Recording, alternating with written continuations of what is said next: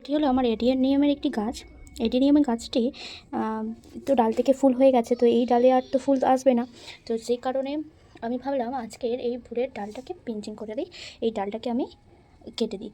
আর দেখতেই পাচ্ছেন কি সুন্দর এই সাইড থেকে নতুন ডাল গজাচ্ছে। তো এই ডাল থেকে আবার নতুন ফুল আসবে, কিন্তু এই পুরনো ডাল থেকে যে ডালে অলরেডি ফুল হয়ে গেছে সেই ডালে কিন্তু আর কোনো রকম ফুল আসবে না। সুতরাং এই ডালটাকে আমি কেটে দেব। তার জন্য আমি নিয়ে নিয়েছি এরকম একটি ধার ব্লেড। এই ধার ব্লেডটা দিয়ে আমি এই ডালটিকে কেটে নেব।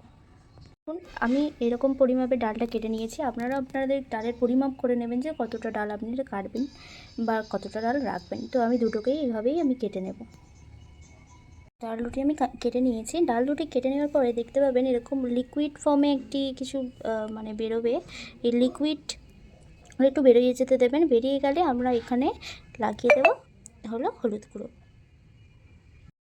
এইরকম 1 চিমটে পরিমাণে হলুদ গুঁড়ো নিয়ে আপনারা লাগিয়ে দেবেন। হলুদ গুঁড়ো হলো ন্যাচারাল কীটনাশক হিসেবে কাজ করে। আমার ফাইনাল লুক এইরকম লাগছে।